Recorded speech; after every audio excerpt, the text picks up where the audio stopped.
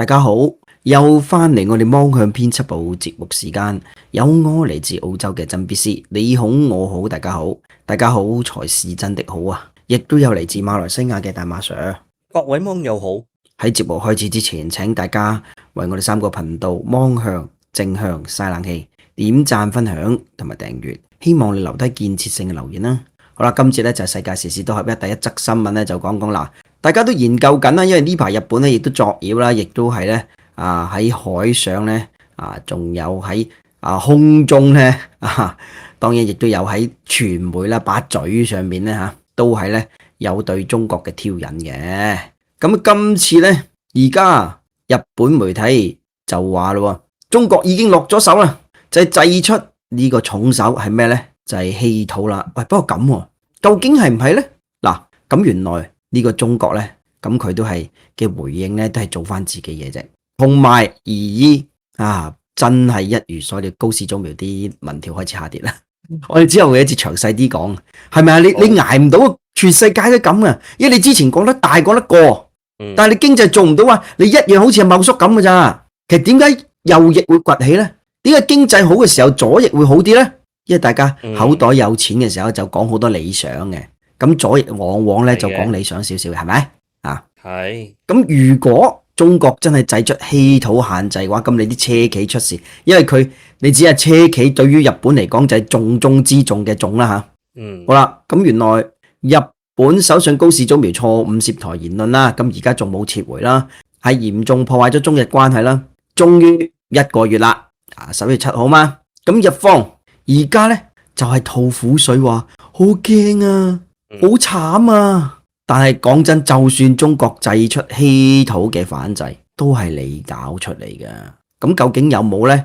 我哋睇下啦吓。嗱，咁佢哋咧就話呢個讀賣新聞啊，就訪問咗多名日本嘅高官，佢哋就話啦，中國對日本企業出口審查流程咧疑似好搞笑，疑似出現咗延誤。點解佢咁講咧？因為到年尾咧，其實咧佢哋都知道咧，有時候冇咁快嘅，因為大家堆埋啲工作嘅OK，好啦，咁亦都係時間咧，亦都比以往長喎。咁日中關係惡化，可能係造成咁你話有冇可能造成呢個原因咧？造成呢個係延誤唔出奇。咁但係你諗下，點解你仲唔收回言論先？咁日本政府而家就評估緊中國嘅反制措施究竟去到幾深？頂你之前你高市早苗發言嘅時候，喂，你不如換批幕僚啦，好嘛？佢話嗰啲幕僚佢諗唔到咁大件事得唔得㗎？究竟得唔得㗎？好啦，咁原來咧嚟自中國嘅出口咧，當然係指稀土啦。咁中國控制住全球70%嘅稀土產量，90%嘅稀土嘅精煉嘅。咁呢啲稀土誰也知道啦，用喺電動車啦、風力發電機同埋工業機械人啦。電動車咧，咁講真，佢同中國比咧，其實中國咧應該就而家係領先一啲嘅。咁有得同中國一冚嘅就應該工業機械人啦，同埋某啲戰機嗰啲嘢咯。好啦，咁嚟自中國出口嘅中斷咧，對於日本嚟講係災難性，亦都對佢製造業造成嚴重嘅影響。特別係喺事實上咧，已經禁止咗係日本水產啦。咁你話唔 care 唔在乎唔在乎唔緊要。當然中國未正式宣布用呢招啦。你話唔在乎，但係稀土你就好在乎，美國佬都在乎，係嘛？始終咧水產品係出口，但係如果你稀土係禁止咗咧，亦都對於你重要嘅行業就係汽車業造成巨大嘅影響嘅。之前咧安世半導體東莞嗰邊冇出貨嘅時候咧，其實都有日企係叫東莞出貨，都係繞過咗荷蘭噶。除咗稀土之外，仲有供應鏈咧。喂，安世半導體唔出貨，即係指東莞工廠唔出貨，你哋日本喺墨西哥嘅本田廠咪有個車款出唔到咯？你記住嗰啲咧唔係最高級晶片800納米嘅，個產能就係因為咁樣咯，所以要繞過荷蘭咯。係啦，好啦，原來一位日本官員就同《金融時報》講，重要礦產包括稀土咧，佢就話疑似係中方有阻撓喎，咁佢就出口嘅程序確實有延誤。喂，但係你要知道一樣嘢喎，點解有延誤呢？因為佢真係比之前嗰啲法律法規嚴咗，咁時間長咗唔出奇喎，咁係又要過渡期㗎。不過後嚟咧，佢都驚得罪中國，佢話不過咧，而家判斷嚴咧，係咪因為中方嘅反制咧為時尚早？因為佢知道講大咗咧，嗱，佢啲新聞就話真啊，係啊，冇錯啊。我既然你都咁講，咁咪我係順勢而為做咯，所以佢都唔敢講嘅。同埋問佢證據，又好似冇。咁另外一位日本官員就分析，咁其實日本咧而家好驚，因為咧中國似乎利用緊稀土問題向日本施壓。咁報道亦都講過，2010年爆發釣魚島事件之後咧，中方曾經對日本實施稀土出口管制。咁今年4月啦，中方就出台一系列稀土出口管制嘅政策。咁其實就本嚟諗住反制美國，但係其他美國啲盟友都發中啦。嗱，你記住，10年就有係釣魚島事件啊。其實日本咧都係諗住係擺脫對中國稀土。咁其實最好嘅時候，佢都係要從中國進口成最少電動車，佢就70%，仲係依賴多咗。當然啦，而家日本就哎呀，你做咩咁？你喺我哋海底開採稀土嗰度有船啊，附近當然未踩到佢個地方。咁你都講噶啦，附近你都講噶啦。咁證明咗啲咩呢？其實呢，如果真係你海底稀土嘅開採提純很順利的話呢，嗰度應該圍滿晒船，你唔係淨係得一句話嘅。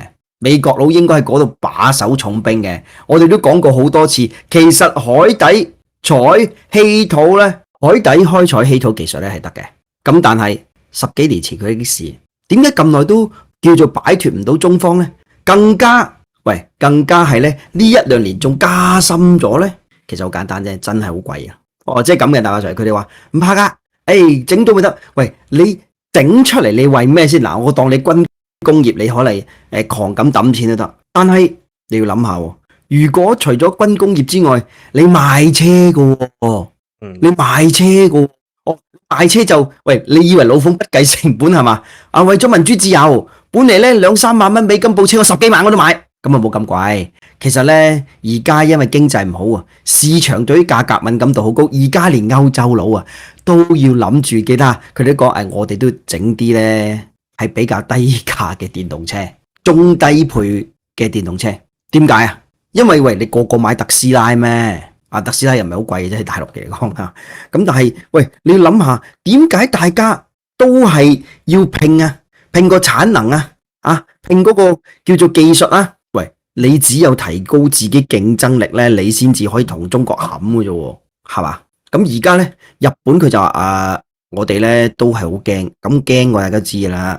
咁當然啦，日本首相高市早苗一上台咧就口出狂言啦，佢更加就講過咧，台灣有事就可以視為日本存亡危機事態，暗示武力介入嘅可能性。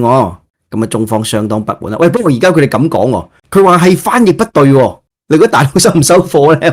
難啲喎，翻譯不對，咁點解而家你先講？同埋講真，係咪淨係得你識日文啊？你覺得大陸冇人係識日文嘅咩？翻譯不對，你話係咪啊？咁而家咧，佢哋亦都係擔心，就係下一個咧，將會係稀土啦。咁但係咧，佢有冇證據話已經喐手？又冇嘅，只不過係慢咗。不過慢咗都正常啊，因為始終法律法規係比以前嚴明好多嘛，係嘛？咁分析人士亦都注意到咧，中方嘅反應非常強烈，而且高士啲幕僚話：哎呀，估唔到佢哋咁強烈反應嘅。喂，你咪同卡雷曼斯一樣，即係荷蘭經濟大臣一樣，話吓咁㗎，原來你咁硬㗎你。其實佢一定要咁樣展示，如果唔係就向台獨勢力咧係叫做咧發出一個錯誤信號。喂，而家拉審佢好搞笑喎。人哋問佢做咩唔叫台灣共和國啊？唔使國號加引號啦，唔該，因為呢個叫團結。屌，咁你成日搞埋晒咩趕走陸配又搞啲小紅書又清除異己嗰啲，叫嗰啲團結咩？係嘛？其實佢就唔夠膽宣佈叫台灣共和國咯，因為你知民進黨其實好憎用中華民國呢4個字引號啦，因為覺得台灣就是台灣嘛，係嘛？話唔改，我哋唔改國號引號啦，因為佢省嚟啫。咁而家咧的確呢個12月4號召開商務部例行記者會上面呢個新聞發言就係對於中方係咪會採取必要反制措施，其實佢肯定係講嘅一樣嘅嘢，就係如果日方一意孤行，中方咧必定會採取措施，一切後果由日方承擔。其實中方一直咧都講明咗自己立場啦。其實你冇發覺呢幾年咧嗰啲好硬嘅，最後尾都好大鑊嘅。立陶宛啦，係嘛？仲有呢個荷蘭啦，荷蘭硬咗陣間啦，都係一陣間啫。係啦，立陶宛係最搞笑嘅，而家兩頭唔到岸，你叫荷蘭都叫做有錢，但係立陶宛佢都比較差啲經濟。不過咁你話搞乜鬼嘢咩晶片中心啊？佢都可以講小英應承你啫嘛，小英冇做咯，係嘛？小英應承你啫嘛，關拉神咩事啊？拉神佢同小英係你講小英嘅時代嗰個，即係講咗就算啦，就肯定噶啦，人都唔再潮啦，話 Q 知你啊！你搞晶片中心，你係當美國大佬傻嘅，死嘅同佢係都轉去嗰度先啦。嗱，咁其實讀賣新聞咧，亦都有訪問咧，係不少嘅日本政界人士。咁佢哋亦都認為咧，北京對日本企業出口稀土嘅許可證手續咧，真係出現咗比以往更加長時間。喂，呢個唔單止你全世界都咁，因為佢要認真去審查。咁外界亦都擔心咧，呢個會唔會就係佢哋要反制啊？一旦中方出手，佢哋都承認將對日本製造業造成咗係災難級嘅影響。咁啊係，咁佢哋話，但係咧我冇證據，亦都唔未知道咧係咪真係有。梗係啦，講多錯多啊嘛。其實佢哋正嘅，如果佢話有嘅話咧，咁中國俾出口俾你，你就講大話。如果你話冇嘅話咧，咁其實你講嚟就嘥 Q 氣啫，咪得？你最多係扮可憐啫，係嘛？最多扮可憐啫。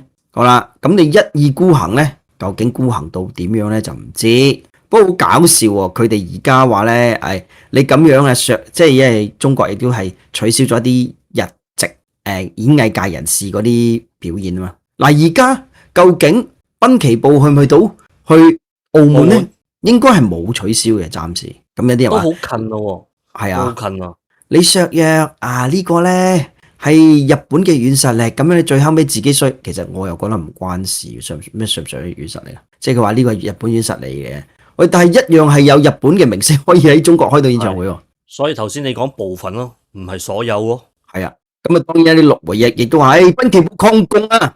如果佢真係嘅話，咁應該澳門就冇得演嘅，但係佢冇咯。你冇佢濱崎步啦。喂，我 share 呢啲，其實佢有蝕章啊。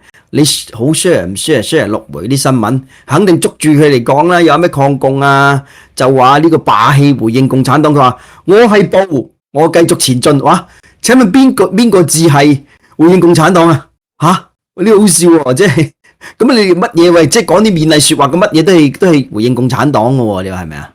呢個真係好笑啊！唉，反正我覺得咧，而家咧究竟會反制咧，未知道。不過咧，佢哋都驚，同埋高市啲民調開始跌啦，係撐唔得好耐嘅咧。其實佢係叻嘅，做咗2期民調都未跌，第2期民調仲比第1期高啲添，但係而家就開始跌咯。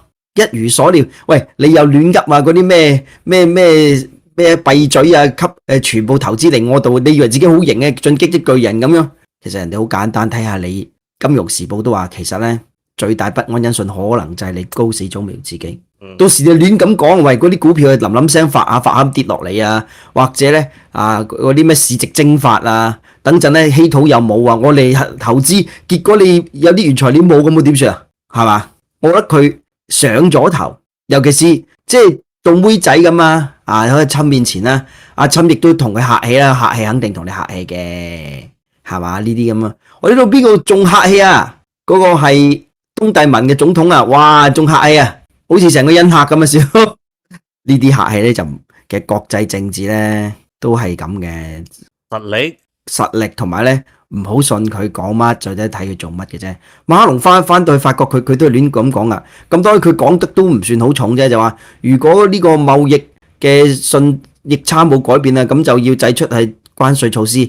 如果啫，咁但係佢祭出都唔出奇。但係你唔好忘記，今次咧西媒一樣講馬克龍都係冇咩收穫翻到去嘅。係咪中方已經睇穿咗你弄嘢咧？喂，你唔好以為咧，你嚟少少口實實做下啲叫做魅力外交咧，就可以呃到中方，之後你就喺度變臉唔得。而家咧冇錯，你講得啱，都係實力噶。實力背後就睇下你有幾多實力俾到人哋咯。無論外交、經濟定係政治。世界就是如此殘忍，其實一向都好殘忍嘅，只不過以前咧拜登年代咁啊，叫做咧呵下你啦，睇下你啦。而家佢睬你都傻。好，呢個第一則新聞。第二則新聞，哈哈哈哈！呢個歐盟終於除下咗佢哋虛偽嘅面具，佢哋就話要做世界最普及電動車嘅一個聯盟，其實等於一個國家，雖然27個國家啫，但係喺歐盟強推係燃油車禁令之前呢，眾車企都知道呢，呢個歐盟頂唔順嘅，因為德國佢都反對啊，你最強國呢係反對嘅話，你就冇得搞嘅。咁嚟德國政府一方面咧就反對2023年退出係燃油車，另外一方面咧亦都計劃提振電動車嘅需求。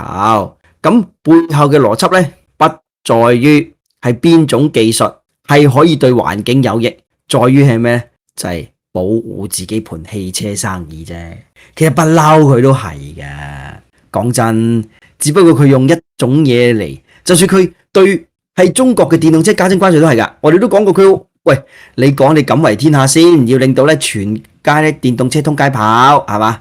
最快咧就脫碳噶嘛。如果係咁嘅話，中國電動車平啊嘛，咁其實大家都買嘅時候，咁咪好快脫碳咯。但係你加徵關稅，說白咗你都為咗自己車企啫，唔好講到自己咁偉大啦。咁而家呢個碳稅啊，我稱之為係咪為咗自己企業咧，定係害自己企業咧？其實佢想偉大，係最後尾客觀效果可能害。即係佢哋初衷，即係好似之前咧德國前執政黨之一啦，綠黨佢都係噶，佢推呢個熱泵冇錯噶，但係急啫嘛，佢初衷係好噶，係嘛？佢初衷係好噶，咁其實我覺得佢有啲理想嘅。咁而家啦，對不起，而家咧呢個歐盟委員會咁亦都開始鬆啦。究竟2025年之後係咪仲係允許燃油車上街咧？咁原來歐盟委員會交通事務委員會主席咁叫做咧係齊齊科斯塔斯，咁佢就話啦，呢個應該希臘人嚟嘅，名好鬼長，希臘人咁就咧我哋所有嘅技術都保持開放態度嘅，話之前咪個窮凶極惡唔得，唔放得，唔係而家德國俾壓力佢，同埋德國咧點解老馮肯放咧？因為德國總理大太監喺對華鷹派默茨佢講過，喂，我哋一齊將凍結俄羅斯資產攞嚟援烏啦，人哋就話交換嘅呢個，其實政治都交換噶啦，你講到幾崇高理想都好啦，咁你又好難怪人哋要當選，一年當選咧你又冇權嘅，係嘛？好似 Bernie Sanders， 我係好敬重佢嘅呢位左翼人士桑德斯，但係佢永遠都選唔到美國總統啊，係啊，係好理想化佢啲，佢冇變過啊個人建議係。但係可能就係因為佢唔變啊，所以佢就選唔到美國總統咯，係嘛？可能就係因為佢唔變啊。咁當然佢係有一定嘅基本盤啊，嗰啲基本盤你又搖唔到佢喎。呢啲左翼人士，極左極右，當然桑德斯都未算極左嘅，左少少。其實佢哋都有自己基本盤，同埋呢啲咧，雖然個量可能好細，但係佢哋咧係最堅實嗰啲人嚟嘅，不嬲都係咁嘅，係嘛？因為社會上仲有啲人係比較係。叫做走得係比較係激進啲，有啲叫進取啦，係點樣解讀都好啦。好，咁而家咧，佢哋就哎呀，我哋對所有技術都保持開放。